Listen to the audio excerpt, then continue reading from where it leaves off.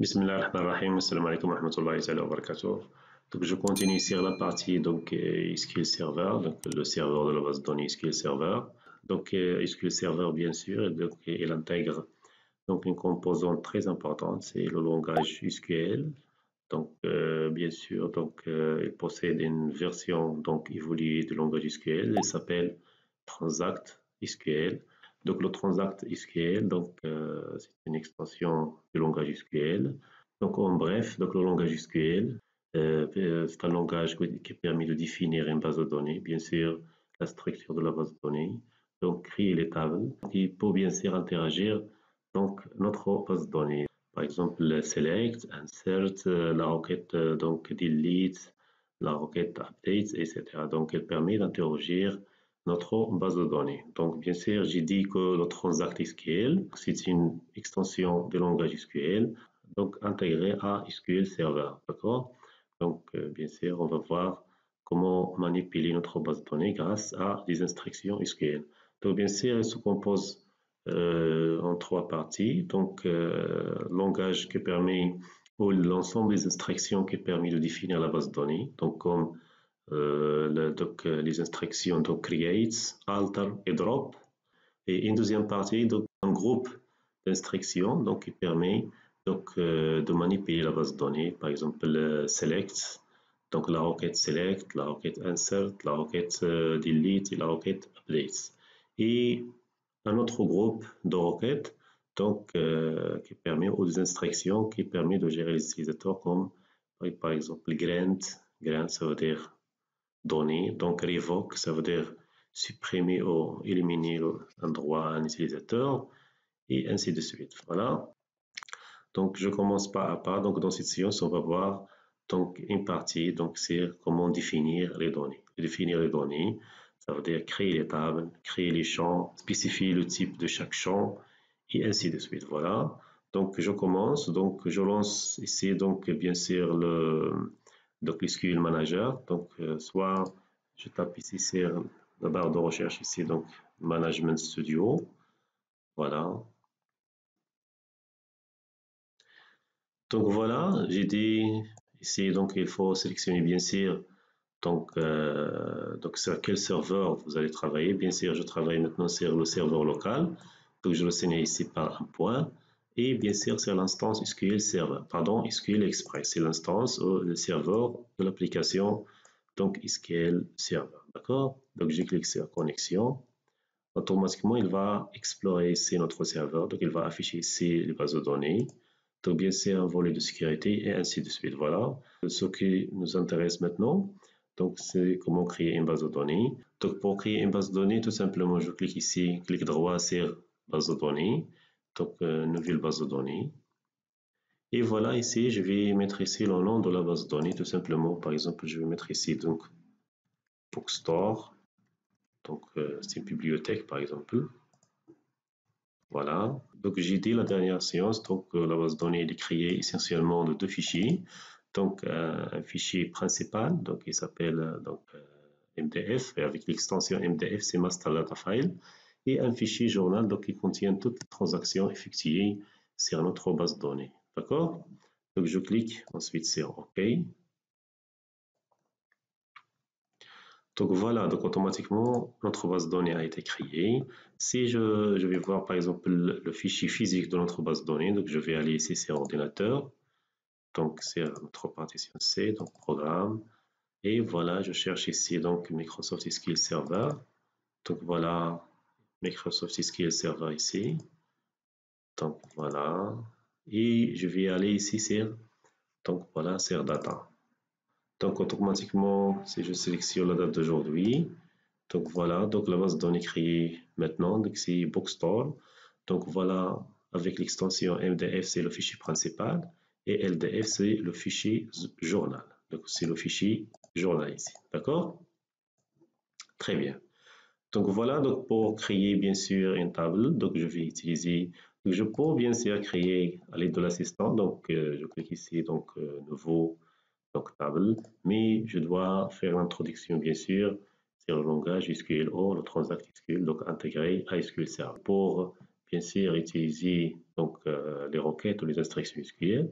Donc, je vais cliquer ici donc, sur Nouvelle requête. Voilà. Pour ouvrir ici un éditeur de requêtes, donc il faut faire attention ici. Donc voilà, la base de données sur laquelle on travaille, automatiquement elle est affichée ici. Donc voilà, j'ai notre base de données système ici. Donc si notre base de données n'est pas affichée par défaut ici, donc il faut faire attention, donc vous devez la sélectionner. Si vous sélectionnez par exemple une autre base de données, par exemple master ici, et vous voulez travailler sur notre base de données Bookstores, automatiquement vous utilisez ici une instruction SQL, donc use, donc notre base de données, donc Bookstore. Très bien. Ou tout simplement, vous allez sélectionner ici notre base de données Bookstore. D'accord? Donc, automatiquement, donc, pour créer une table, donc, bien sûr, je vais utiliser donc l'instruction create, bien sûr, table, create table, voilà, et je vais spécifier par exemple la table livre, par exemple. D'accord? Voilà, je vais mettre ici donc voilà parenthèse et je vais fermer la parenthèse ici. Donc voilà pour le premier champ, par exemple, je vais mettre ici donc ID livre.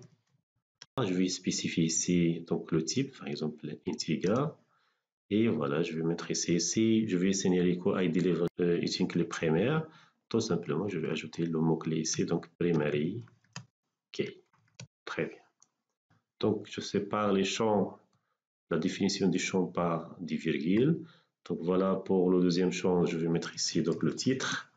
Donc voilà, donc le titre, donc le type, donc c'est n varchar. Donc extension de caractère, je vais spécifier ici la taille, par exemple 100 caractères, et je vais ajouter une autre contrainte, par exemple not null. Ça veut dire, je vais interdire de laisser ce champ vide lors de l'insertion. Par exemple, le nombre de pages, donc integer. Donc si je vais le mettre, par exemple, donc not null, donc il est obligatoire, je vais mettre bien sûr les données sur ce champ lors de l'insertion d'un nouvel enregistrement, d'accord? Et je vais ajouter par exemple le prix. Donc pour le type prix, automatiquement je vais mettre ici donc monnaie. Très bien, not nul.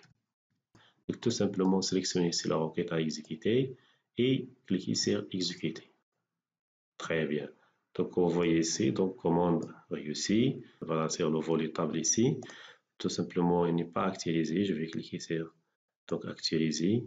Donc voilà, et donc il faut faire attention. Donc lorsque je sélectionne ici donc create table donc lever, donc comme vous voyez ici, donc la base de données sélectionnée c'est la base de données master. Donc automatiquement il va créer donc la table lever sur la base de données master, d'accord? Dans ce cas, je dois utiliser donc use bookstore pour donc créer automatiquement donc notre base de données. Donc notre table c'est la base de données bookstore. Donc si je vais vérifier ici donc c'est la base de données donc voilà master, vous trouvez ici bien sûr donc la table ici livre. Voilà, je vais la supprimer ici. Très bien. Et voilà, et je vais tout simplement utiliser l'ensemble de la requête et cliquer sur exécuter. Voilà, si vous cliquez ici donc sur actualiser, automatiquement vous allez voir donc notre table ici. Donc il faut faire attention, donc vous devez spécifier, c'est mieux de spécifier ici donc la base de données sur laquelle vous travaillez. Donc si vous allez ici donc sur la table donc DBO, donc automatiquement DBO, donc on va voir par la suite, c'est database donc owner, ça veut dire le propriétaire de la base de données.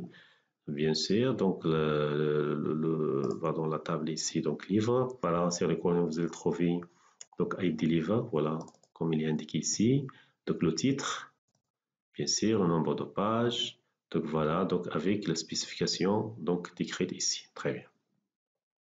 Donc voilà, comme vous voyez ici, donc la clé primaire, donc elle est signée ici par une clé, donc voilà pour les clés ici, donc bien sûr le PK, ça veut dire le primary key livre, donc il a crypté ici, très bien, donc voilà. Donc voilà, si je veux bien sûr ajouter donc un autre champ, donc par exemple ajouter le champ description à notre table livre, automatiquement je vais utiliser une autre instruction donc, qui s'appelle donc alter, ça veut dire modifier, donc alter table, donc je vais spécifier le nom de la table C livre, bien sûr je vais mettre ici donc add, ça veut dire ajouter, bien sûr le champ c'est description, Voilà, donc et je vais donner ici le type de notre champ. Voilà, n varchar par exemple, et je vais spécifier la taille de cette chaîne de caractères. Voilà, donc voilà, je sélectionne ici l'ensemble pour cette instruction et je clique ici sur exécuter. Très bien. Si je vais aller ici sur colonne et je vais cliquer sur actualiser, automatiquement, comme vous voyez ici, donc je vais bien sûr trouver ici le champ description, donc un varchar. Je vais ajouter un autre champ, par exemple, donc alter table, voilà. Donc bien sûr livre. Voilà, donc je vais mettre ici donc add, bien sûr, donc par exemple le nombre MB stock, ça veut dire le disponible en stock. Donc ça veut dire titre, pardon, c'est le disponible en stock, donc le type de ce champ, donc c'est un entier, donc int, donc not nil. Très bien. Voilà, je sélectionne ici donc l'instruction, donc exécuter. Très bien. Je rafraîchis ici. Comme vous voyez ici, donc mbstock int not nil. Très bien. Si je veux garder ici, par exemple, cette requête, je peux créer une autre, voilà. Donc, nouvelle requête, automatiquement, je vais ajouter un autre éditeur de requête. Très bien. Donc, voilà, donc toujours je sélectionne ici la base de données sur laquelle je travaille. Si je vais, par exemple, modifier, voilà, la taille du champ description. Voilà, nous avons ici 200. Voilà, je vais mettre ici, donc voilà, donc alter table livre, très bien, et je vais mettre ici donc un autre alter, ça veut dire alter, pardon, modifier, donc alter, voilà, donc modifier donc colonne, ça veut dire la colonne, quelle colonne? C'est la colonne description, et je vais mettre ici donc n varchar, voilà, 150, voilà, not nul. Voilà. Bien sûr, je vais spécifier ici, je vais modifier donc, le champ description. Donc, je vais modifier la taille. Et bien sûr, je vais modifier ici donc, la propriété donc not nul. Voilà. Je clique ici sur exécuter. Très bien. Donc, voilà. Donc, il est bien exécuté. Si je vais voilà, actualiser, voilà, comme vous voyez ici, donc varchar 150. Voilà, ici not nul. Très bien. Donc voilà, donc nous avons vu bien sûr maintenant donc, comment donc, créer une table. Donc voilà, ajouter un champ, donc modifier le type de données pour ce champ, bien sûr. Maintenant, si je vais par exemple modifier donc le nom du champ, ici description, je vais le résumer par exemple en disque. Par exemple, je ne vais pas utiliser ni create ni alter. Automatiquement, je vais utiliser une procédure stockée. Donc on va voir par la suite donc les procédures stockées, mais ce sont des procédures réservées donc à SQL Server. Automatiquement, je vais donc voilà SP, ça veut dire stored procedure, rename. Voilà, je vais mettre ici donc le nom de bien sûr de la table, donc suivi le nom du champ. Voilà, description. Voilà, c'est le deuxième paramètre. Je vais spécifier le nouveau nom, par exemple description, comme ça. Et bien sûr, je vais spécifier ici qu'il s'agit ici d'une colonne. Colonne. Voilà, comme ça. Très bien. Voilà, je sélectionne ici donc cette instruction et je clique ici sur exécuter automatiquement. Donc voilà, je vais voir est-ce que ça va ou non. Donc vous voyez ici, donc il est bien sûr changé. Très bien. Bien sûr, si vous voulez bien sûr changer le nom de la table, automatiquement vous passez ici par donc SP, donc rename, ça veut dire stored procedure, procédure stockée rename. Donc voilà, donc la table livre. Et je vais spécifier par exemple la table livre 2. Très bien. Voilà. Et je vais exécuter cette requête, cette instruction. Très bien. Donc voilà, si je vais utiliser ici le volet table, comme vous voyez ici, donc il s'appelle maintenant livre 2. Très bien. Voilà. Donc bien sûr, je vais restaurer le nom ici. Automatiquement, je vais mettre livre 2. Je vais la renommer en livre. Très bien. Voilà. Donc voilà, donc si vous voulez bien sûr supprimer donc une colonne ou un champ de notre table livre, par exemple, je vais supprimer donc la table, oh, pardon, le champ description. Donc automatiquement, je vais mettre ici donc alter donc table. Voilà, je vais spécifier donc le nom de la table ici livre. Et voilà, donc après, je vais mettre tout simplement donc drop. Drop, ça veut dire supprimer. Donc ici, donc c'est colonne. Et je vais ajouter ici le nom du champ, donc description. Donc voilà, description. Très bien. Voilà, je spécifie ici donc la requête à exécuter. Je clique ici sur exécuter. Très bien. Comme vous voyez ici, donc la commande a été exécutée. Si je vais actualiser, donc voilà, la colonne description il disparaît. Très bien. Si par exemple, j'ai pas besoin bien sûr, d'une table, et je vais supprimer la totalité de la table. Automatiquement, voilà, je vais cliquer ici sur une nouvelle requête pour ajouter un éditeur de requête. Donc voilà, je vais créer une table pour tester. Donc create table. Par exemple, je vais mettre ici donc livre 2. Et voilà, par exemple. Très bien. Donc ID livre. Donc c'est un entier, donc primary key. Voilà, et le titre ici, donc une varchar, donc 100. Voilà, bien sûr, maintenant si je clique ici sur create, exécuter la requête automatiquement, donc la table sera créée ici. Voilà, si j'actualise ici, voilà, votre vise, donc c'est livre et livre d'eau. Donc voilà, si je vais bien sûr supprimer une table dont je n'ai pas besoin, bien sûr, je vais utiliser l'instruction donc drop. Drop, il faut bien mémoriser. Drop, c'est supprimer. Voilà. Donc drop table. Et bien sûr, je vais mettre ici donc livre 2. Très bien. Fais attention, donc livre 2. Voilà, je sélectionne. Voilà, je vais ajouter ici le S. Je sélectionne et je clique ici sur exécuter. Automatiquement, la table a été supprimée. Si je teste, voilà. Très bien. Voilà.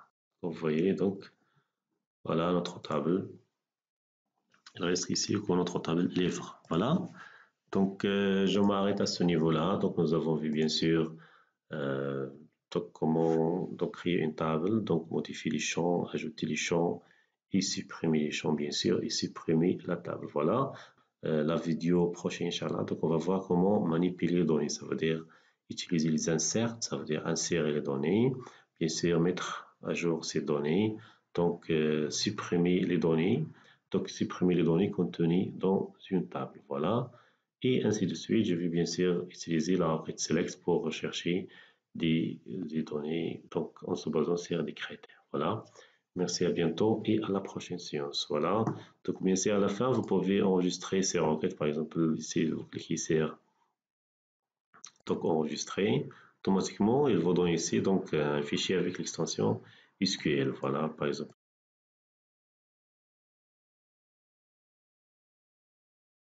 Et je vais mettre ici donc les requêtes, par exemple, create. Très bien. Voilà. Donc, si je vais aller ici, donc, vous voyez ici, donc, une requête avec l'extension SQL. Voilà, ou un fichier avec l'extension SQL. Donc, voilà, merci, à bientôt et à la prochaine séance.